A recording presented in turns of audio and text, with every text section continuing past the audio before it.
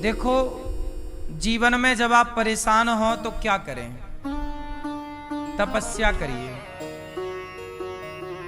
कई बार मन करता है आत्महत्या कर लें, मर जाएं, बड़ा परेशान हो जाते हैं।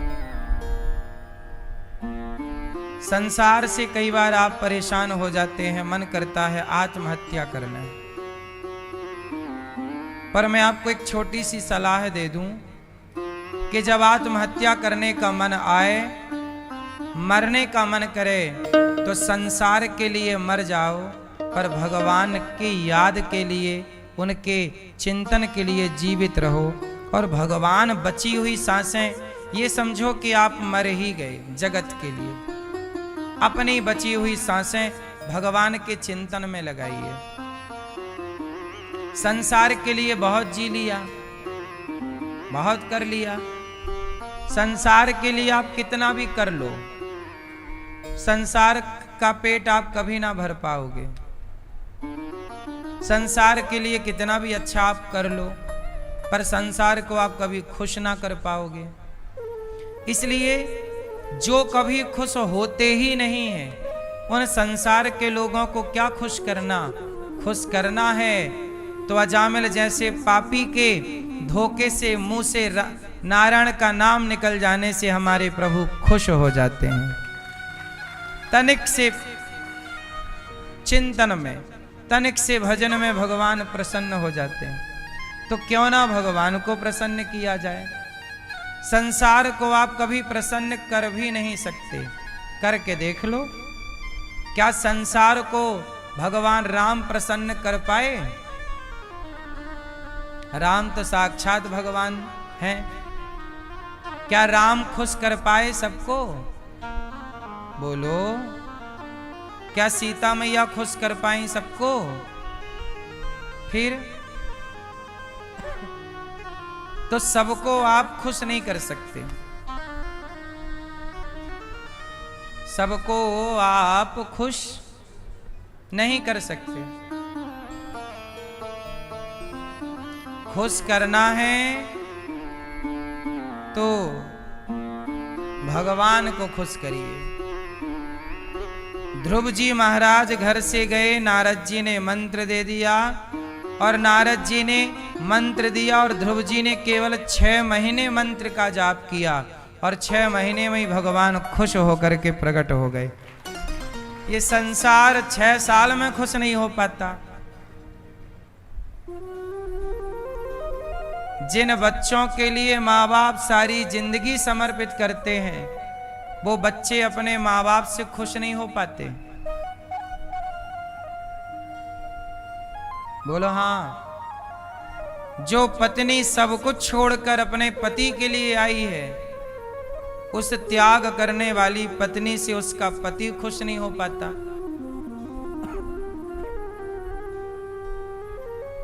पति जो तुम्हारे लिए काम करता है दिन रात, उससे स्त्री प्रसन्न नहीं हो पाती। तो संसार को प्रसन्न करना टेढ़ा काम है। इसलिए संसार में रहो, काम करो, जिम्मेदारियां निभाओ, प्रसन्न होंगे कि नहीं होंगे? हम आपको कथा सुना रहे हैं। हम गौरी गोपाल में माताओं की सबकी सेवा कर रहे हैं। अब इस सेवा से आप प्रसन्न हो या ना हो, मैं अपना फर्ज, अपना कर्तव्य कर रहा हूं। बाकी मैं आपको प्रसन्न करने के लिए कार्य कर ही नहीं रहा। क्यों? क्योंकि मैं आपको प्रसन्न कर ही नहीं सकता। इसलिए मैं अपना कर्तव्य करता हूं। जो काम ईश्वर ने दिया है वो काम करता हूं, पर प्रसन्न मैं लोगों को रखना नहीं चाहता। मैं तो ये चाहता हूं कि मैं ऐसा कार्य करूं कि मेरे भगवान मेरे से प्रसन्न रहें, मेरे भगवान श्रीमन नारायण की प्रसन्नता हो। संसार की प्रसन्नता नहीं हो सकती। आप सबको खुश नहीं कर सकते। ध्रुव जी महाराज ने जंगल में जाकर मंत्र जो पाया, ओम नमो भगवते वासुदेवाय, भगवान का मंत्र जाप किया। 3 महीने, 1 माह में 3 दिन खाते, 3 दिन में 1 बार खाते, ऐसे 1 माह गुजारा। 6 दिन में 1 बार खाने लगे, दूसरा माह गुजारा। ध्रुव जी महाराज ने अपने शरीर को सुखा दिया।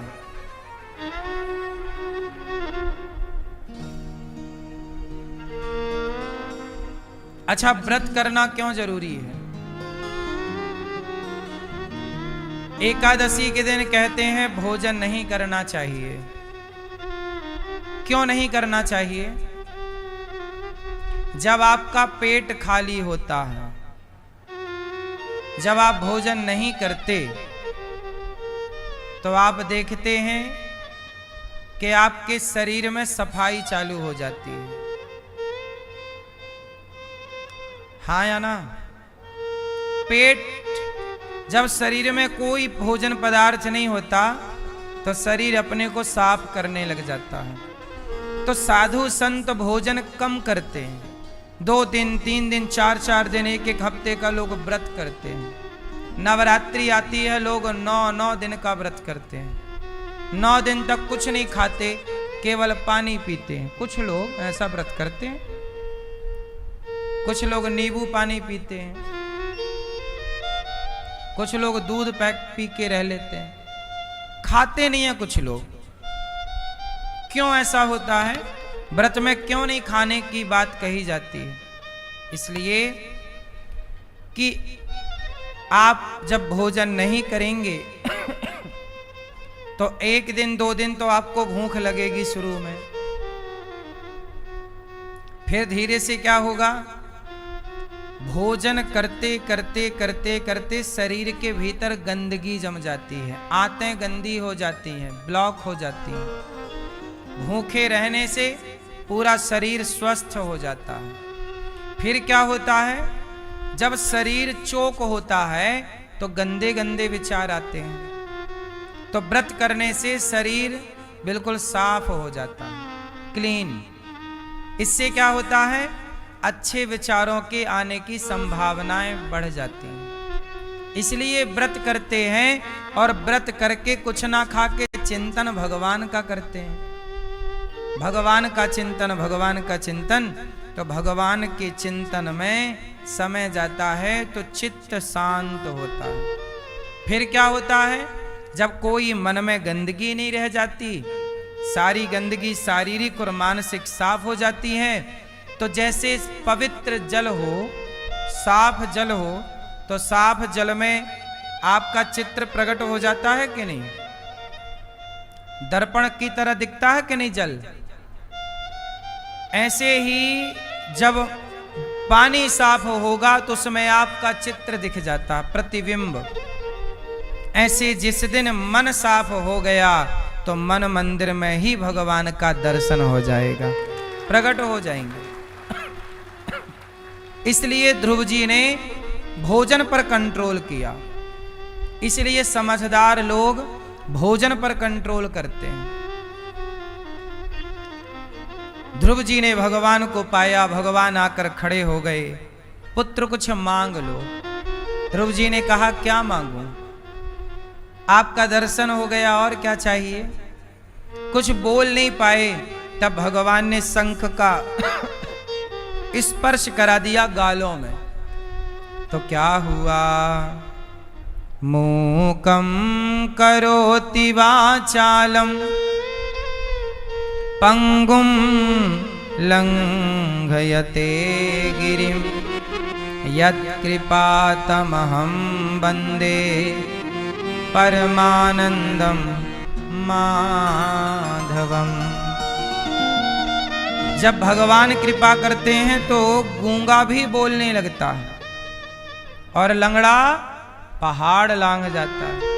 भगवान कृपा करे ना मेरी माँ, सब कुछ हो सकता है। इसलिए जगत लोग हम पर कृपा करें नहीं, प्रयास कीजिए, भगवान से कहिए प्रभु आपकी कृपा बनी रहे। जब भगवान कृपा करते हैं, और ध्रुव जी पे भगवान ने कृपा की, तो जिस माँ ने घर से निकाल दिया था ध्रुव जी को, जब भगवान का दर्शन हो गया, ध्रुव जी ने भगवान को प्राप्त कर लिया, तो वही सौतेली माँ जिसने अपमान करके निकाला, वही आरती की थाल सजा के ध्रुव जी की आरती कर रही है।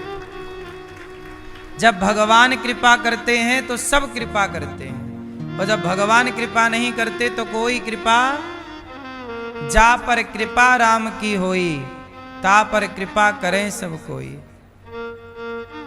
इसलिए भगवान की कृपा पाओगे तो सबकी कृपा मिल जाएगी, और सबके पीछे भागोगे भगवान को छोड़कर तो ना घर के रहोगे ना।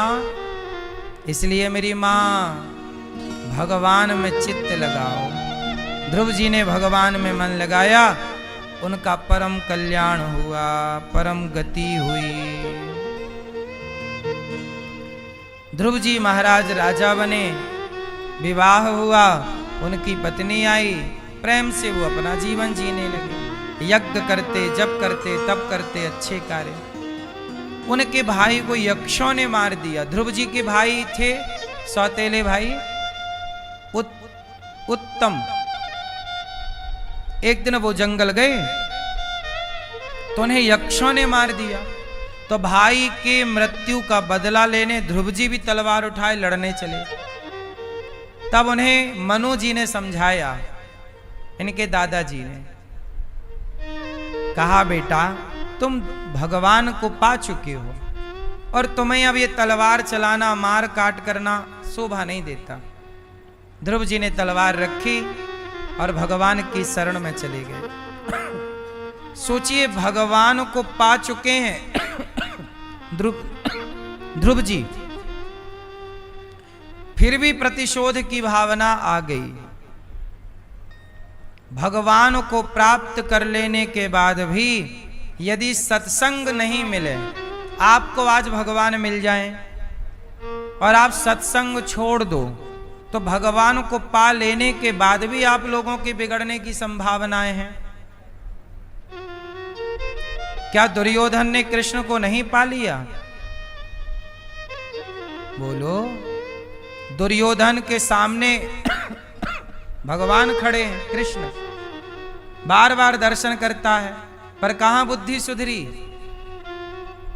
भगवान के दर्शन से बुद्धि नहीं सुधरती। इसलिए भगवान का दर्शन बहुत बड़ा नहीं है। इसलिए संत जन, भक्त जन भगवान के दर्शन की कामना नहीं करते। हमें भगवान का दर्शन हो ना हो तो क्या चाहिए? दुर्योधन को कृष्ण का दर्शन तो मिल गया, पर दुर्योधन को क्या नहीं मिला? सत्संग। सत्संग नहीं मिला तो दुर्योधन सारी जिंदगी कई बार दर्शन किया कृष्ण का, फिर भी दुष्ट का दुष्ट ही था। रावण ने कई बार राम का दर्शन कर लिया, पर रावण जस का तस, क्योंकि रावण को सत्संग नहीं मिला। हाँ या ना? कैकई माता को सत्संग मिलना तो दूर रहा, घर बैठे कुसंग मिल गया मंथरा का, तो राम की दुश्मन बन गई। कट्टी कर ली राम से, जाओ वनवास। कैकई माँ ने राम को कहां भेज दिया? वनवास। क्यों? क्योंकि कैकई मां को कुसंग मिल गया। इसलिए दर्शन तो कैकई मां ने राम के किए, पर फिर भी बुद्धि बिगड़ी कि नहीं? कैकई मां ने केवल दर्शन ही नहीं किए, अपना दूध पिलाया है राम को, लाड़ लड़ाया है, प्यार किया है। राम को अपने साथ में सुलाती थी कैकई मां, दूध पिलाती थी, नहलाती थी, मालिश करती थी, श्रृंगार करती थी, लाखों बार दर्शन किया। हाँ या ना? सेवा की, फिर भी बुद्धि बिगड़ गई कि नहीं?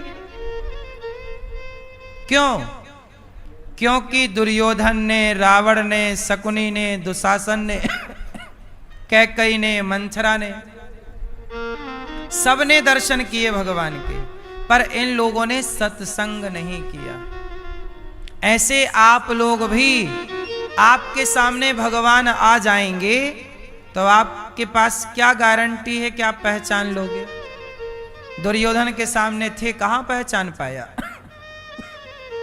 इसलिए भगवान का दर्शन बड़ा नहीं है, वो तो कभी भी हो जाएगा, पर सत्संग।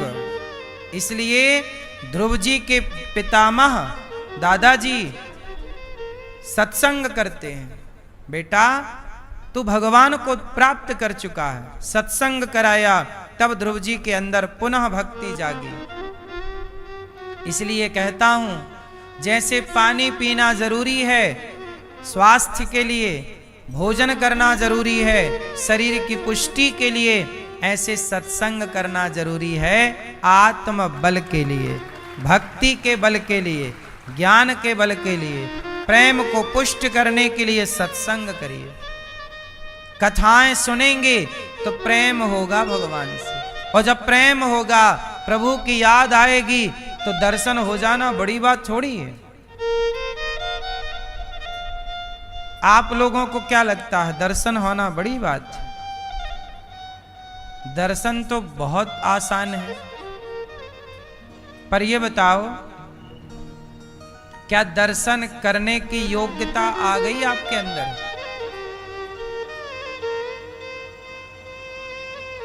बोलो मेरी मां,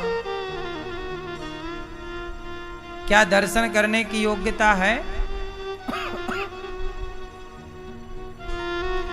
ध्रुव जी ने भगवान से कहा, योऽन्तः प्रविश्य मम वाचमिमां प्रसुप्तां संजीवयत्यखिल शक्तिधरः स्वधाम्ना। मेरे अंतःकरण में बस जाइए। भगवान के दर्शन की काबिलियत क्या है, योग्यता? यदि आपके हृदय में छल कपट बसा है, निंदा चुगली बसी है, ईर्ष्या द्वेष बसा है हृदय में, तो भगवान को कैसे बसाओगे? आप नदी जाते हो, कुआं जाओगे पानी भरने, तो बाल्टी खाली लेकर जाओगे कि भरी? बोलो। खाली बाल्टी जाएगी, खाली बर्तन जाएगा गंगा जी, तब ना भर के आएगा। इसलिए भगवान को हृदय में भरना है तो पहले हृदय में जितना कचरा भरा है उसे खाली करना पड़ेगा। छल का, कपट का, ईर्ष्या का, द्वेष का, वो कचरा खाली कर दीजिए, भगवान अपने आप भरने लग जाएंगे। अब आप लोग खाली नहीं करते। आप कहते हैं हमारी सास ने 10 साल पहले हमें ऐसा कह दिया। 10 साल से आप भरे बैठे हैं सास की बातों से। क्या कह दिया किसने, आप भर लिए अपने भीतर। आपका हृदय मंदिर है कि डस्टबिन है? अपने हृदय को डस्टबिन कचरा घर ना बनाओ, अपने हृदय को मंदिर बनाओ। मन मेरा मंदिर। मन क्या बने? जोर से। और अभी आपका मन क्या है? डस्टबिन है, कचरा घर। सारा कचरा यहां। इसने ऐसा कहा, इसने ऐसा किया, इसके साथ छल करो, कपट करो, निंदा करो, चुगली करो, झूठ बोलो, यही चलता रहता है। ये सब खाली कब करोगे? ये खाली नहीं होता, भगवान कैसे भरेंगे? ध्रुव जी ने खाली कर लिया तो प्रभु आकर बैठ गए। ध्रुव जी का विवाह हुआ, सत्संग मिला, सत्संग मिला, पुनः बुद्धि निर्मल हुई, सब त्याग कर मन भगवान में लगाया। यमदूत पार्षद गण आए, भगवान ने कहा जाओ मेरे ध्रुव को लेकर आओ। मृत्यु आई, बोले हमें तो स्वीकार करो। कहा झुक जाओ। मृत्यु के सिर को सीढ़ी बना लिया और मृत्यु के सिर पर पांव रख के शरीर के सहित ध्रुव जी भजन के प्रभाव से भगवान के धाम चले गए। और भगवान ने अपना बैकुंठ ध्रुव जी को दे दिया। आज जो ध्रुव लोक है, पहले ये ध्रुव लोक भगवान का लोक था। तो अपना घर भगवान ने ध्रुव जी को दे दिया और अपने लिए बैकुंठ भगवान ने अलग बनाया। अपना ये ध्रुव लोक बैकुंठ ही था पहले भगवान इसी लोक में रहा करते थे। 5 साल का बालक थे ध्रुव जी। बहुत भगवान प्रसन्न हुए, कितना छोटा बालक मेरे लिए इतना त्याग तपस्या कर रहा। तो उस बच्चे के लिए भगवान अपना लोक तक दे देते हैं, भगवान अपना घर दे देते हैं, इतने दयालु। 36,000 वर्षों का राज्य दे दिया ध्रुव जी को। आज भी जब आपका विवाह होता है तो विवाह में साक्षी कौन होता है? ध्रुव तारा। आज भी ध्रुव तारा का दर्शन विवाह के टाइम पे पंडित जी कराते हैं। ये विवाह की एक रस्म होती है जहां ध्रुव जी का पावन दर्शन कराया जाता है। बोलिए सद्गुरुदेव भगवान की जय। हमारे पूज्य गुरुदेव भगवान पधारे हैं आपके चरणों में, दास अनिरुद्ध का कोटि कोटि दंडवत प्रणाम। ध्रुव जी जरा सी उम्र में भगवान को पा गए। आपको भी बुढ़ापे का इंतजार नहीं करना चाहिए। ध्रुव जी के पत्नी हैं भ्रमी, कल्प और वत्सर के पुत्र हैं। इला से इनके पुत्र उत्कल हुए, फिर अंग हुए इन्हीं के वंश में प्रछु भगवान हुए। 10,000 कान मांगे। प्राचीन बरही को पुरंजन उपाख्यान की चर्चा देवर्षि नारद जी ने सुनाई। अच्छा एक बात बताओ, नारद जी एक दिन प्राचीन बरही के पास पहुंच गए। प्राचीन बरही नाम का एक राजा था, यज्ञ करता था। यज्ञ में बहुत सारे पशुओं की बलि चढ़ाता गुरु जी के चरणों में। बहुत सारे पशुओं की हत्या करता। एक दिन नारद जी गए, प्राचीन बरही से कहा, ये बता कि तूने पशुओं की इतनी हत्या कर दी यज्ञ के नाम पर, ये पाप भोगेगा कौन? तो प्राचीन बरही ने कहा कि भाई यज्ञ का विधान है ये। नारद जी ने कहा ना, किसी की हत्या कर देना ये विधान नहीं है। फिर क्या करें? बोले भोगना पड़ेगा भी ये। तब प्राचीन बरही ने कहा कि महाराज एक बात बताओ,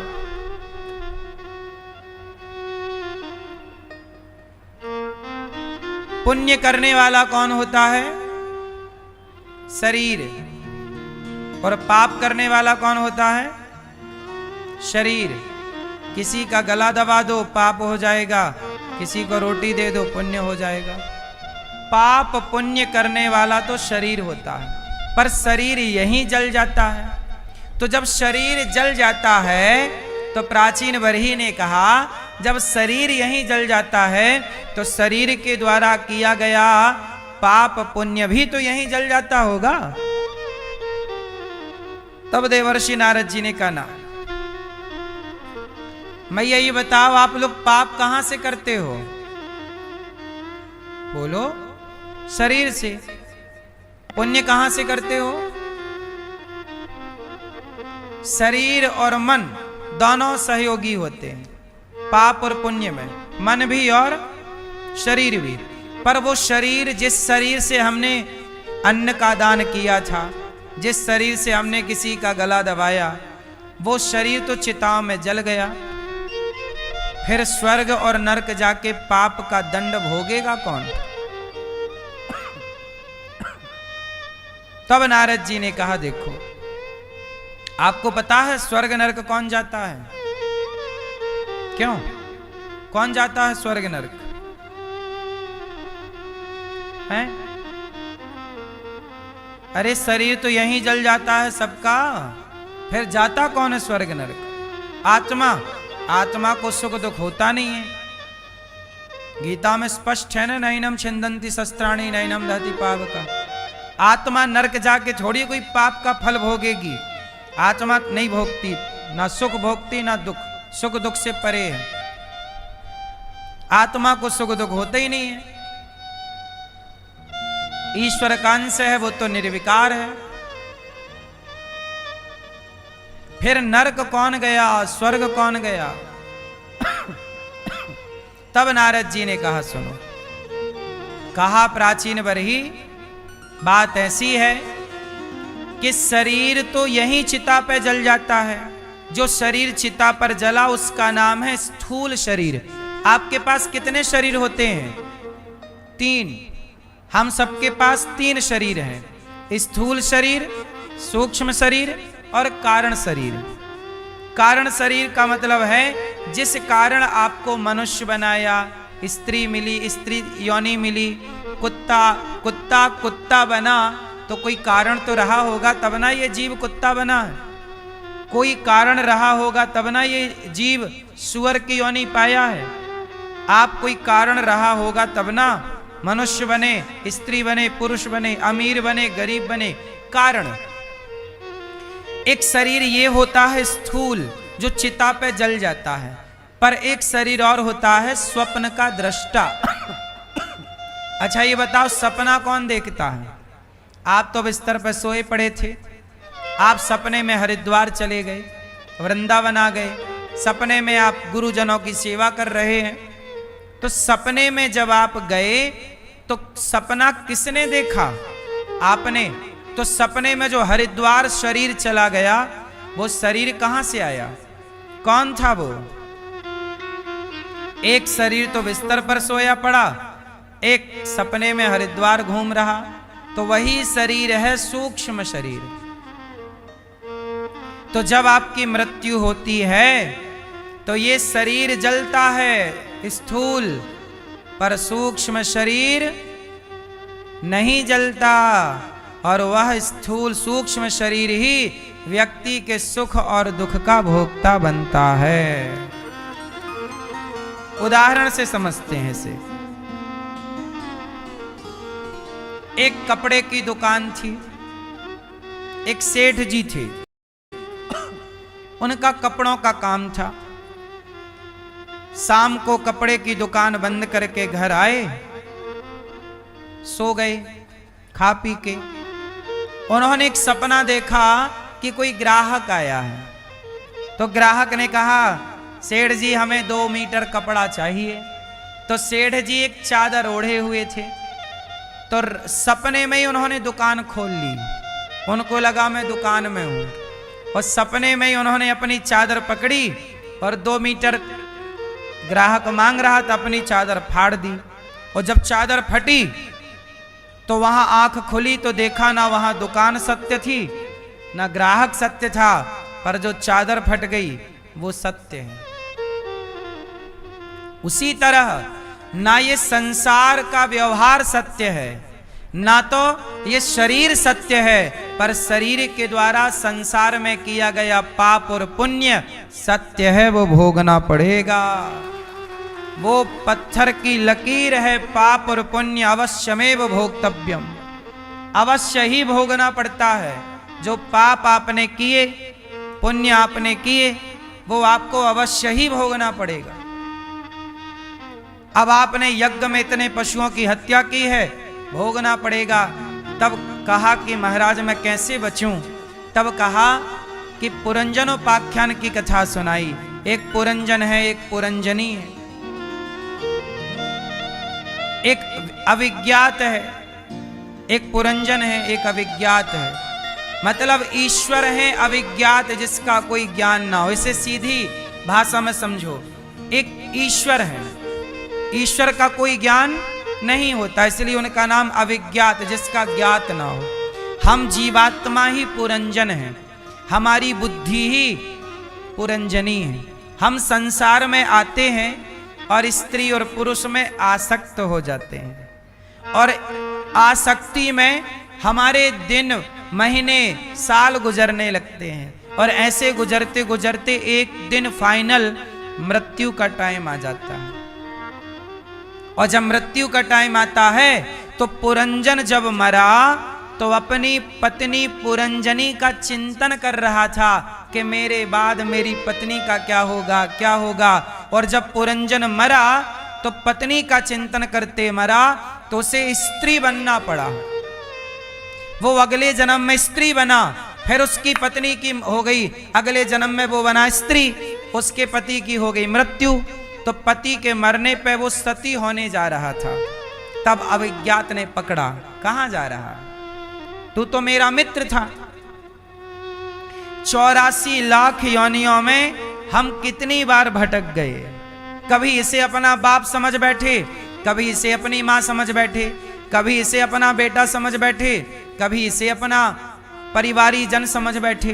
पुनरपि जननम पुनरपि मरणम के चक्कर में पड़े हैं। इसलिए आप ये समझो कि संसार में कोई भी आपका नहीं है। अविज्ञात ने बताया कि मैं तेरा असली मित्र हूं। तू कहां पड़ गया? जब आपका संबंध ईश्वर से होगा तो 84 लाख योनियों में पड़े हुए प्राणी पर वो कृपा करके बचा लेंगे। और यदि संबंध ईश्वर से नहीं रखोगे तो भटकते रहोगे करोड़ों बार।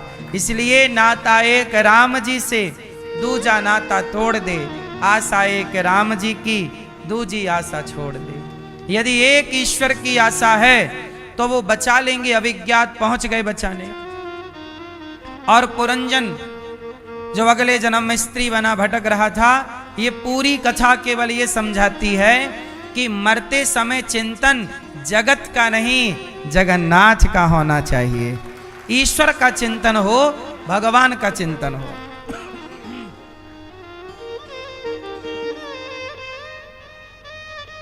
इसलिए अब नारद जी के उपदेश से प्राचीन वरही की परम गति हुई। इसके बाद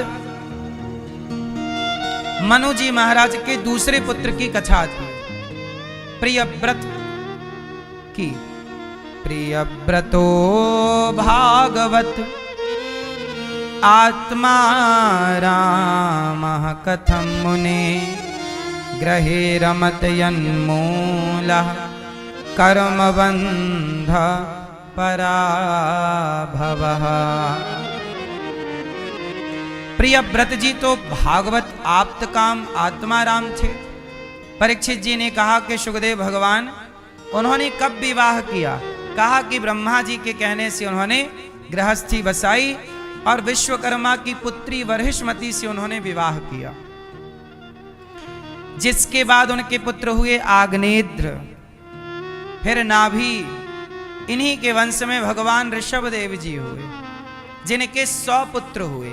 सबसे बड़े का नाम भगवान ऋषभदेव जी के बड़े पुत्र का नाम भरत, जिन्होंने अपने बच्चों को उपदेश किया।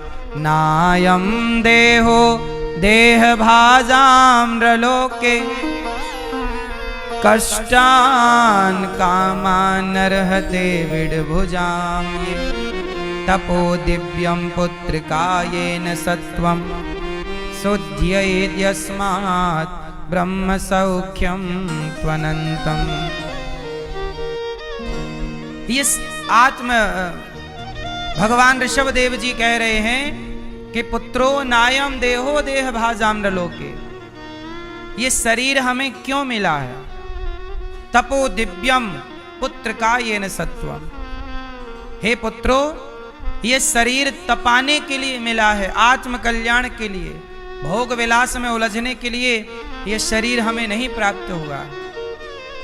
पिता के उपदेश से 9 पुत्र भगवान के चिंतन में लग गए और सबसे बड़े पुत्र घर छोड़ करके गंडकी नदी के तट पर चले गए।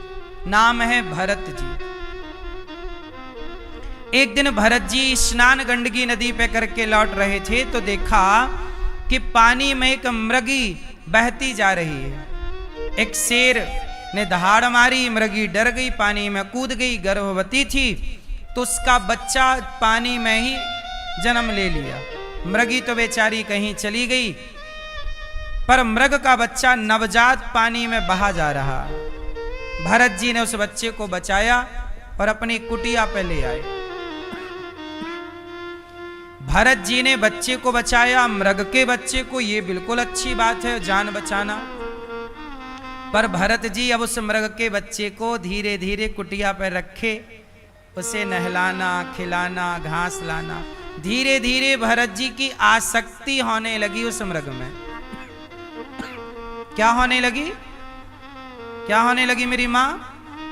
जैसे आपकी भी आसक्ति हो जाती है, बेटा बेटा, पोता पोता, मेरा बेटा, बूढ़ी बूढ़ी मैया पोता खिलाती घूमती है।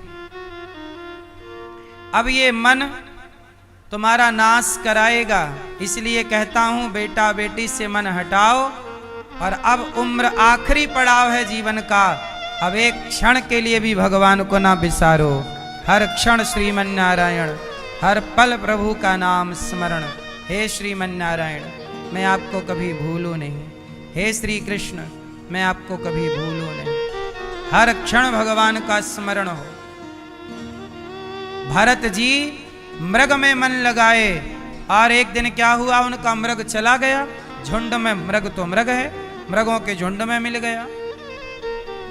जब भरत जी की मृत्यु का टाइम आया तो वो झुंड से निकल के वो मृग आके खड़ा हो गया और उसी मृग का दर्शन करते करते मेरा मृग में मन लग गया और मृग का चिंतन करते करते उनकी मृत्यु हो गई। और जब मरे तो यमदूत यमराज के सामने ले गए।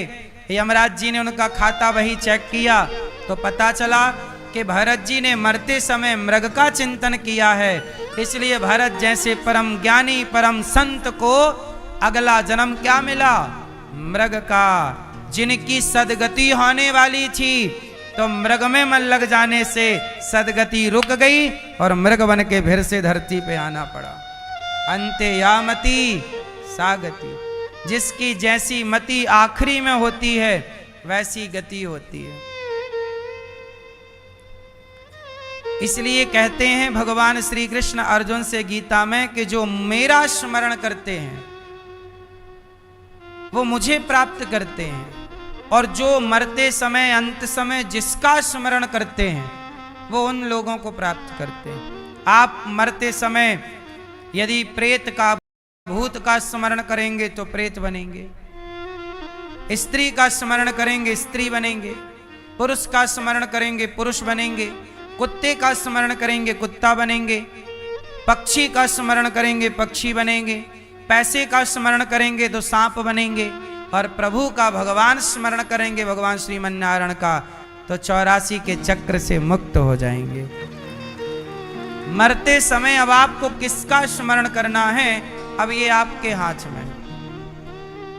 सदगति और दुर्गति ये दोनों आप ही अपनी करते हैं। आप ही अपनी सदगति के कारण हैं और आप ही अपनी दुर्गति के कारण हैं। आप जानो कि आपको सदगति करनी है खुद की कि दुर्गति करनी है खुद की, दोनों के लिए आप स्वतंत्र हैं। भरत जी का हिसाब किताब यमराज जी ने चेक किया तो कहा कि आप देखो तपस्या तो आपने की है पर मृग का चिंतन किया है तो मृग बनना पड़ेगा। फिर उन्होंने भरत जी ने मृग तो बने पर मृग बनने के बाद भी उन्हें अपने पूर्व जन्म का स्मरण रहा क्योंकि वो संत थे। फिर उन्होंने मृग का शरीर त्यागा और यमराज जी ने तीसरी बार उन्हें एक अवसर दिया कि अब जाओ मनुष्य बनो। अब की बार देखो ये 2 जन्म पहले ही मुक्त हो सकते थे पर जरा सी त्रुटि हो जाने से मन की और इनके 2 जन्म और खराब हो गए। एक बार मृग बनना पड़ा, तीसरी जन्म फिर इनका हुआ, फिर इनका नाम संयोग से भरत ही पड़ा। एक ब्राह्मण के घर प्रकट हुए। इनके पिताजी खूब पढ़ाएं पर ये कुछ पढ़े ना थे तो परम ज्ञानी पर चुप रहते। जब कुछ पढ़ते लिखते नहीं तो लोग इनको मूर्ख कहने लगे तो नाम पड़ गया जड़ भरत। जड़ मतलब मूर्ख होता है, बहुत जड़ है ना, लोग कहते हैं जड़ मूर्ख। भरत जी का नाम पड़ा जड़ भरत। कोई उपदेश नहीं, कोई बात नहीं, किसी से कुछ कहते ही नहीं। वो समझ चुके ना कि एक गलती हुई तो ये हाल हुआ, अब ना भूलेंगे हर क्षण प्रभु का चिंतन, हर क्षण। एक गलती हुई तो 2 जन्म खराब हो गए, एक जरा सी गलती। आपके पता नहीं कितने जन्म खराब हो जाएंगे जरा सी गलती से। पोता तो तुम्हारे मरने के जरा देर में भूल जाएगा, पर तुम पोते का चिंतन करती आई हो ना, मेरी मां कर रही हो, मर गई, तुम्हारी दुर्गति होगी। इसलिए मैया आप लोग मरते समय किसका चिंतन करोगी? तो मरते समय करोगी कि अभी से स्टार्ट करोगी? हाँ, अभी से कर लेना। मरते समय तो पता नहीं याद आए ना आए भगवान, मुंह बंद हो जाए, बोल ना पाए। मरते समय आदमी ना बोल पाए, पता नहीं सुन पाए ना सुन पाए। अभी चिंतन कर लो, शरणागति अभी कर लो, अभी सब बढ़िया। अब क्या हुआ, भरत जी तीसरा जन्म में मृग के बाद मनुष्य बने। और बड़े एक दिन उनके भाई ने कहा जाओ धान बो दिए खेत में, चिड़िया खाना जाए, जरा उड़ाओ चिड़ियों को। तो भरत जी गए और कहने लग गए, चिड़िया ओ चिड़िया आओ, राम जी की चिड़िया, राम जी का खेत खाओ रे चिड़िया, भर भर पेट खाओ। भाइयों ने देखा किसे उड़ाने बिठाए थे, ये तो बिठा के खिला रहा है, सारी धान खेत चौपट करा दिया, घर से निकाल दिया। जंगल में विचरण करते आनंद से, तो जंगल के कुछ लोगों ने पकड़ लिया, बोले तुम्हारी बलि चढ़ाएंगे। खूब माल पुआ पकवान भरत जी को खिलाया, माला पहनाए और बोलो सिर झुकाओ, चलो तुम्हारी बलि चढ़ाएंगे। भरत जी बोले चढ़ा दो। मालपुआ खिला रहे हैं तो खा रहे हैं भरत जी, और बलि के लिए सिर झुकवाया तो झुका लिया। तो भद्रकाली को लगा कि ये तो परम भक्त है और ये लोग मेरी पूजा के नाम पर हत्या कर रहे हैं। तो मां भगवती ने प्रकट होकर भरत जी की रक्षा की, उन दुष्टों का ही दमन कर दिया। ये कथाएं ये बताती हैं कि किसी भी देवी देवताओं पे बलि चढ़ाने की सनातन परंपरा नहीं है।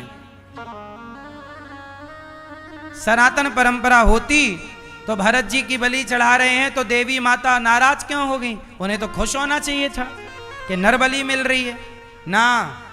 उन्होंने प्रसन्न होकर नहीं, नाराज होकर कहा कि मेरे नाम पर, देवी देवताओं के नाम पे तुम इंसानों को मारे डाल रहे हो, नर बलि चढ़ा रहे हो।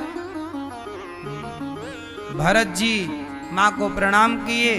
देखो भरत जी अब कैसे हैं, उन्हें कोई मारे तो वो जवाब नहीं देते, खाने को दे तो ठीक है, नहीं दे, हर हाल में अब वो भगवान के भरोसे रहते हैं कि प्रभु अब जीवन तेरा, हम तुम्हें ना भुलाएंगे, अब तुम हमारा पालन जैसे करवाओ करवाओ।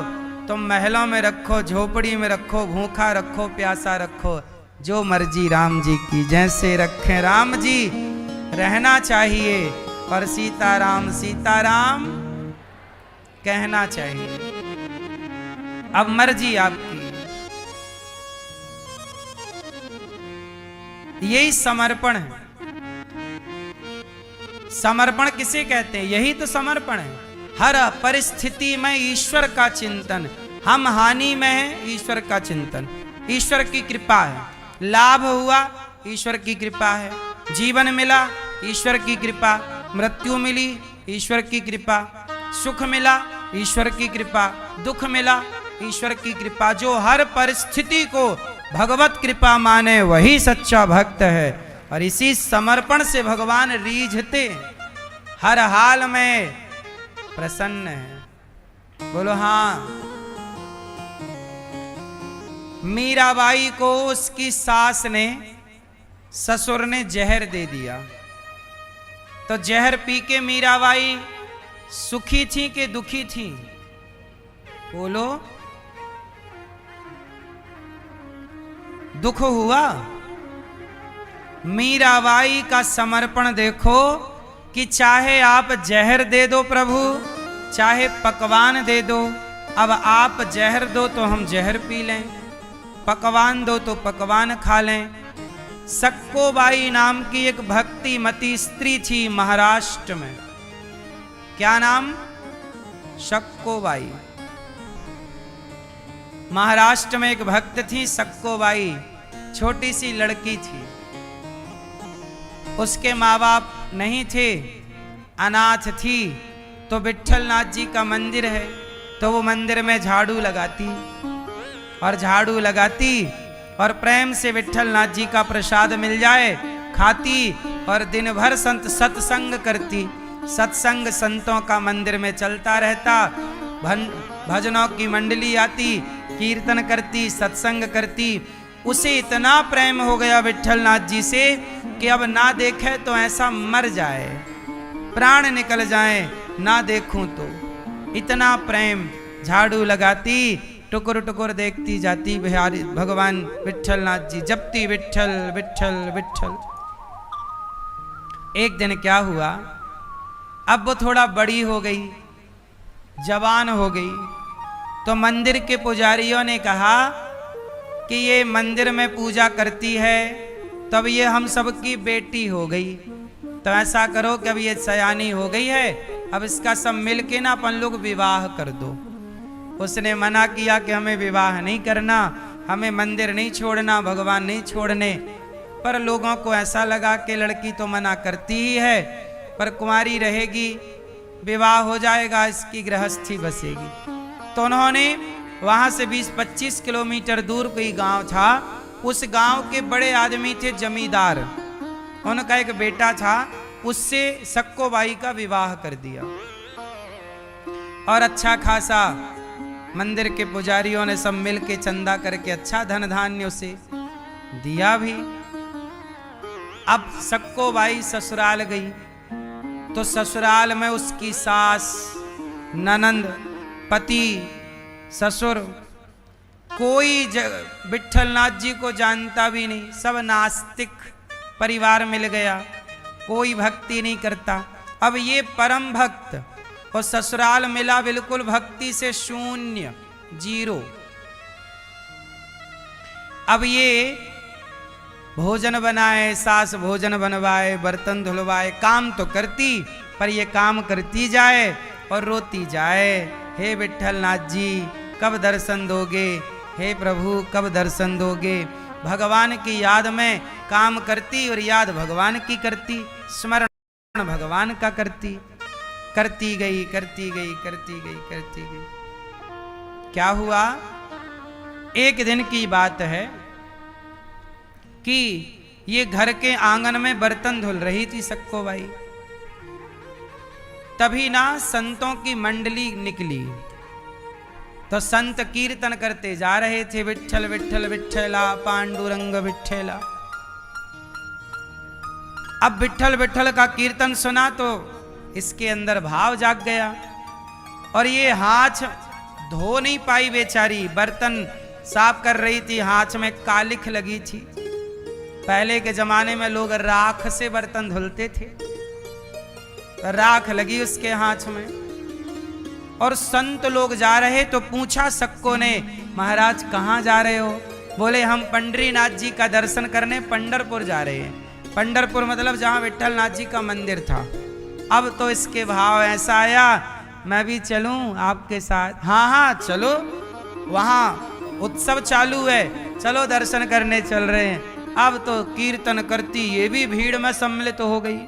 और जब गांव से संतों की टोली गुजरी तो गांव के किसी ने देखा कि अरे ये तो फलाने की बहू जा रही है। तो दौड़े आए और जमींदार जी से कहा, महाराज भैया तुम्हारी तो बहू बाबाओं के संग घूमी फिरी जा रही है। और जमींदार साहब बैठे अपने घोड़े पर। गांव के बाहर पहुंची मंडली तो संतों की मंडली में इनकी बहू भी कीर्तन कर रही, सक्कोबाई विट्ठल विट्ठल विट्ठला पांडुरंग विट्ठला। तो ससुर को आई गुस्सा कि मेरी बहू ने तो मेरा नाम खराब कर दिया। अब बहू के पकड़े बाल ससुर ने, और घोड़े पर बैठे बैठे बाल पकड़े और घसीट रहे, उसके पांव जमीन पर छिल रहे हैं और घसीट कर लाए साहब। उसके तो पांव घिस गए, पांव से रक्त की धार बह पड़ी। घर लाए, खंबे से कस के बांधा और ससुर ने सास ने लातों से थप्पड़ों से डंडे से खूब मारा। तूने नाम खराब कर दिया हमारा। संतों के साथ भागती है। अब उसके भाव को कोई ना समझे। बांध दिया सास ने, ससुर ने। पति आए तो 4 थप्पड़ जमाया। देवर आए, ननद आए, जेठानी, सब ने खूब मारा जी भर के। इतना मारा कि उसका रोम रोम रक्त से भर गया, पूरा शरीर लाल पड़ गया। आंख सूज गई, गाल सूज गए, सूजन आ गई। बांध दिया। पर धन्य है वो शक्को कि इसे मारा जा रहा है, पीटा जा रहा है, पर ये बस एक बार कहती, बार बार एक ही बात कहती है, विट्ठलनाथ जी जितना दंड दिलवाना है दिलवाओ, पर अपने से दूर ना करो। हे विट्ठलनाथ जी अपने से दूर ना करो। वो लोग मार रहे हैं और ये बोल रही है विट्ठल विट्ठल विट्ठल। देखो ये भक्ति है। संसार आपने हमारे साथ क्या व्यवहार किया, हमें इससे क्या करना है। हम हर क्षण भगवान को याद रखें। आपने मेरे साथ गलत व्यवहार किया तो आपके गलत व्यवहार के कारण यदि मैं आपसे लड़ा भिड़ा तो इतनी देर के लिए तो मेरा भगवान का चिंतन छूट गया कि नहीं,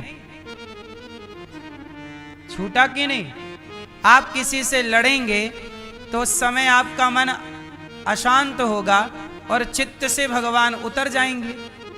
उस समय आपके चित्त में भगवान नहीं होंगे क्योंकि ध्यान हट गया ना।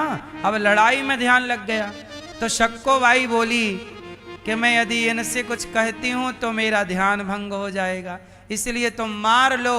और वो अपना ध्यान भगवान में लगाए बैठी है। विट्ठल विट्ठल, हे नाथ अपने से दूर ना करो। इतना मारा के मारते मारते सास के हाथ दर्द करने लग गए, ससुर के हाथ में दर्द हो गया। बांध के दरवाजा बंद करके छोड़ दिया। लेकिन जब शक्को बाई की पिटाई हुई तो भगवान विट्ठलनाथ जी को रहा ना गया। देखो भगवान कितने दयालु हैं। यदि समर्पण वाली भक्ति हो तो भगवान अंधे नहीं है। सहस्त्र शीर्षा पुरुषा सहस्त्राक्षः, लाख आंख से देख रहा है तुझे देखने वाला। एक दो आंखों से नहीं, लाखों आंख से ईश्वर हम सबको देखते हैं।